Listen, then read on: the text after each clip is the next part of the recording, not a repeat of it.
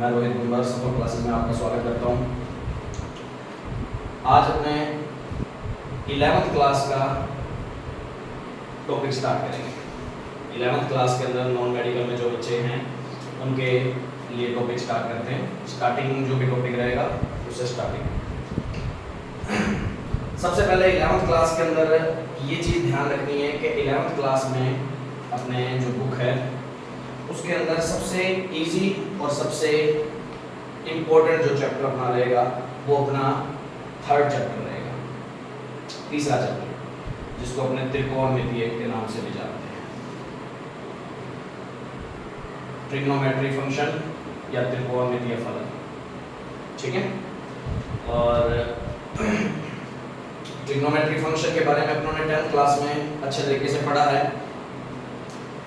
Trigonometric function के बारे में अपने पढ़ा है, क्या क्या पढ़ा है उसके बारे में थोड़ी सी बातें कर लेता हूँ मैं, फिर उसको आगे से आगे अपने करेंगे, स्टार्ट करेंगे। सबसे पहले तो अपने जो काम आएगा 3.1, ये 3rd चैप्टर है अपना, और अपना 3.1 से रिलेटेड मैं आज थोड़ी सी बातें बताता हूँ 11th चैप्टर में, तो 11th चैप्टर में नहीं, सॉरी 11th क्लास में, ठीक है।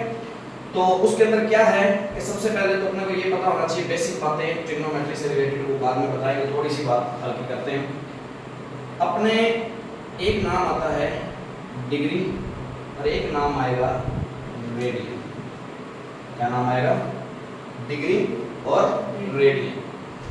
ये दोनों क्या चीज है? किसी न किसी कोण को मापने के तरीके हैं। मोबाइल कोण को नापने के कितने तरीके होते हैं?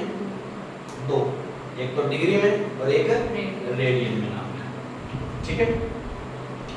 अब डिग्री को तो अपने किसी भी संख्या के ऊपर ऐसे छोटा सा निशान लगा के लिख देते थे, और रेडियन को क्या लिखते हैं? किसी के ऊपर अपने क्या लगा के लिख देते हैं? सी लगा के रेडियन से रिप्रेजेंट कर दिया जाता है। अब बात यूं है कि डिग्री और रेडियन में क्या संबंध है और ये क्या होते हैं और कैसे होते हैं। डिग्री के बारे में तो अपने बचपन से पढ़ चुके हैं, पढ़ते आ रहे हैं कि कौन किस में नापे जाते हैं, डिग्री में नापे जाते हैं। अब बात करते हैं थोड़ी सी रेडियन के बारे में। तो मैं तुम्हें इनमें संबंध बता देता हूँ, दोनों में संबंध क्या होता है कि पाई रेडियन, रेडियन को आर से लिखते जा रहा था, पीछे आर लगा देते हैं, किसके बराबर? 180 डिग्री के बराबर होता है। पाई रेडियन किसके बराबर होता है? 180 डिग्री, ये ध्यान रखना। अब मैं कहूँ कि मेरे को एक रेडियन का मान निकालना है तो कितना निकलेगा? 180 बटे में पाई, और आंसर किसमें बन जाएगा? डिग्री। मतलब एक रेडियन में कितने डिग्री होते हैं? 180 बटे में पाई डिग्री होते हैं। अब मैं यहीं से ये ना करते हुए ऐसा कर दूं कि एक डिग्री में कितने रेडियन होते हैं, तो वो पाई 180 कहाँ आ जाएगा? भाग में आ जाएगा। तो ये चीज लिख सकते हैं उसको। ये तीनों ही क्या है? डिग्री और रेडियन में संबंध को व्यक्त करते हैं। डिग्री और रेडियन में संबंध। पहले तो सबसे पहले इसी को नोट करो पेन से।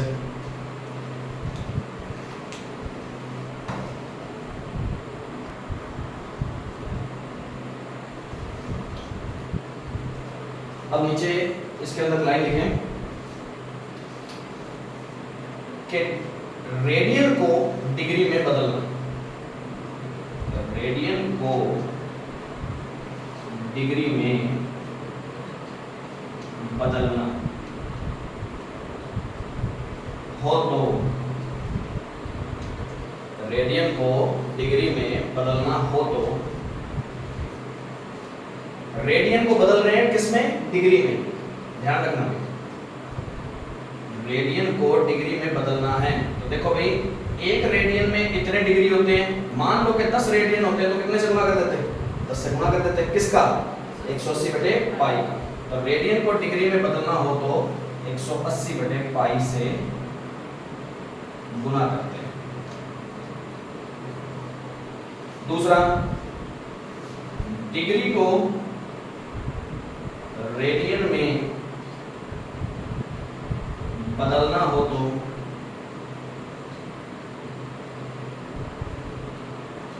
किसे? डिग्री को रेडियन में बदलना हो तो 180 सॉरी पाई बटे 180 से गुना करते हैं।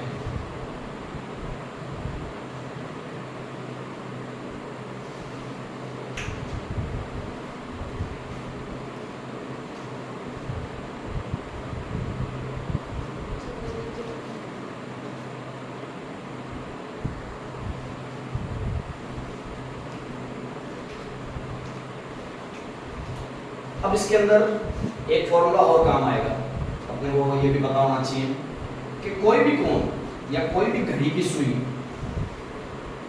तो एक वृत्त है जैसे घड़ी है अपनी, घड़ी की जो सुई है, चाहे मिनट वाली सुई है, चाहे घंटे वाली सुई है, चाहे सेकंड वाली सुई है, उनका क्या क्या हिसाब होता है।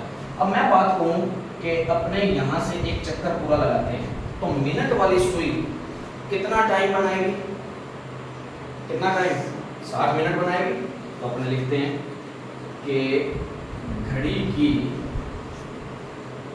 मिनट वाली सुई 60 मिनट, या इसको 1 घंटा भी बोल सकते हैं, बात तो एक ही है। तो क्वेश्चन पे डिपेंड करेगा कि अपने को घंटे में काम करना है कि मिनट में काम करना है। घड़ी की मिनट की सुई 60 मिनट या 1 घंटे में कोण बनाती है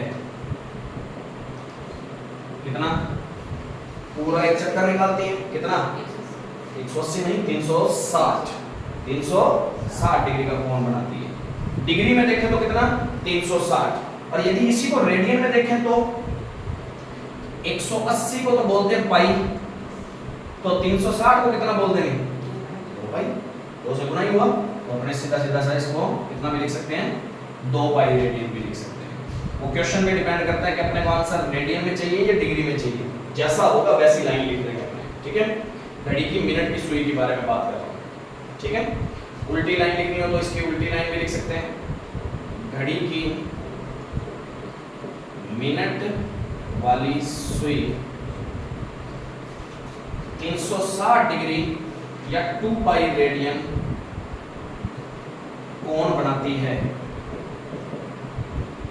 कितने टाइम में, 60 मिनट में, या इसको क्या बोल सकते हैं, 1 घंटे में। समझ आ गई, ऐसे 2 लाइनें बन सकती हैं। अब बात आती है किसकी, ये तो होगी मिनट वाली सुई। अब बात करते हैं किसकी, घड़ी की घंटे वाली सुई। घंटे वाली सुई पूरे चक्कर में कितने घंटे बनाती है, 12 घंटे। तो 12 घंटे में कोण बनाती है कितना, 360 डिग्री या कितना रेडियन, 2 पाई रेडियन। रेडियन में देखें तो कितने पाई, 2 पाई। इसके बाद बात करते हैं घड़ी की घंटे की सुई या घंटे वाली सुई 360 डिग्री या 2 पाई रेडियन कोण बनाती है कितने टाइम में, 12 घंटे में। समझ आ गई बात, इस तरीके से लाइन लिखी जा सकती है। ऐसे सेकंड वाली लाइन के लिए क्या बन जाएगा, घड़ी की सेकंड वाली सुई 60 सेकंड में या 1 मिनट में कोण बनाती है 360 डिग्री। ऐसे सेकंड वाले के लिए भी लिखा जा सकता है, घड़ी की सेकंड वाली सुई 60 सेकंड या बोले 1 मिनट में कोण बनाती है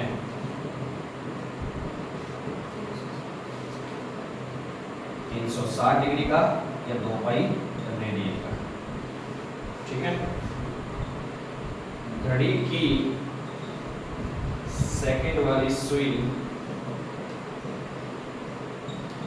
360 डिग्री या 2 पाई रेडियन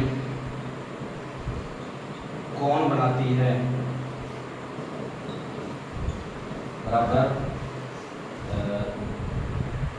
60 सेकंड में या 1 मिनट में। ये 6 लाइनें नोट कर सकते हो मैं।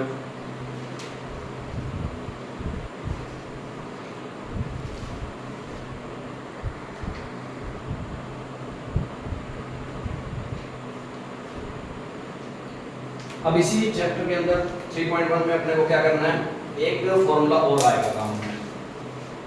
एक फॉर्मूला, इसके अंदर पहले मैं एक बात और बता दूं कि वो फॉर्मूला क्या है, वो वृत्त से रिलेटेड फॉर्मूला भी। ये वृत्त की क्या होती हैं, त्रिज्याएं होती हैं, इसको त्रिज्या बोलते हैं अपने, त्रिज्या को अपने रेडियस बोलते हैं इंग्लिश में, त्रिज्या। ये भी त्रिज्या है, ये भी त्रिज्या है। ये क्या है, यहाँ से लेके यहाँ तक ये है पूरा एक चाप, ये पूरा क्या है, चाप बोलते हैं, चाप की लंबाई जो भी होगी इसकी, ठीक है। और यहाँ जो बनने वाला कोण है इसको बोलते हैं केंद्र का कोण, केंद्र पर बनने वाला कोण या केंद्रीय कोण भी बोलते हैं इसको, ठीक है। तो ध्यान रखना भी, यहाँ जो फॉर्मूला बनता है इन तीनों में रिलेशन से, इन तीनों का रिलेशन से क्या फॉर्मूला बनता है कि कोण बराबर चाप बटे त्रिज्या, कोण बराबर चाप बटे त्रिज्या। कोण को ज्यादातर अपने थीटा से लिखते हैं, ठीक है, त्रिज्या को अपने r से लिख लेते हैं, और सॉरी चाप को अपने c से लिखते हैं, चाप की लंबाई, या l भी लिख सकते हैं इसको, और इसमें त्रिज्या को अपने r से लिख सकते हैं। तो शॉर्ट में ये भी फॉर्मूला बना सकते हैं। और वैसे कोण बराबर क्या होता है, चाप बटे त्रिज्या। चाप का मतलब है चाप की लंबाई, यहाँ से लेके यहाँ तक की लंबाई, ये ध्यान रखना है। अब एक बात खास करके ध्यान देनी है कि यहाँ जो भी कोण होगा इस फॉर्मूले से या तो कोण का मान निकाल रहे हो, या तुम्हें क्वेश्चन इस कोण के इस फॉर्मूले के अंदर पुट करना है, कोण का मान पुट करना है और किसी और का मान निकालना है। तो हमेशा ध्यान रखना है कि उस टाइम पे क्या होगा कि यहाँ क्या होगा, ये जो कोण होता है हमेशा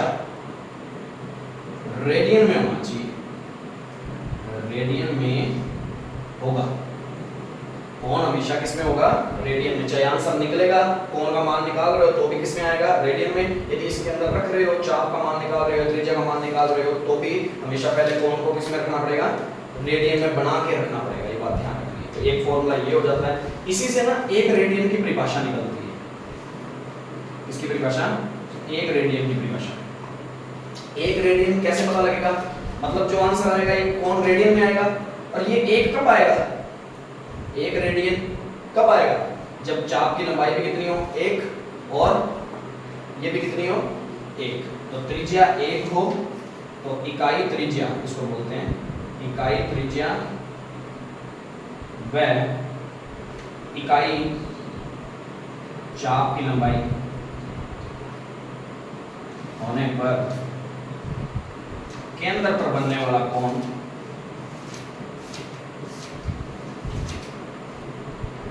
एक रेडियन का होता है। ये किसकी परिभाषा है, पेपर में पूछी जा सकती है कि एक रेडियन की परिभाषा दो, तो क्या कहेंगे कि चाप की लंबाई का मान भी एक और त्रिज्या का मान भी एक, तो आंसर भी कितना आएगा, थीटा का जो मान आएगा वो भी एक ही आएगा, और एक आएगा तो वो कौन से में आएगा, रेडियन में ही आएगा, ठीक है। तो एक रेडियन की परिभाषा इस तरीके से लिख सकते हैं, और डायग्राम साथ में बना लेना, ठीक है। इसको थीटा से लिखते हैं, इसको चाप की लंबाई को एल से लिखते हैं, ठीक है, नोट करो।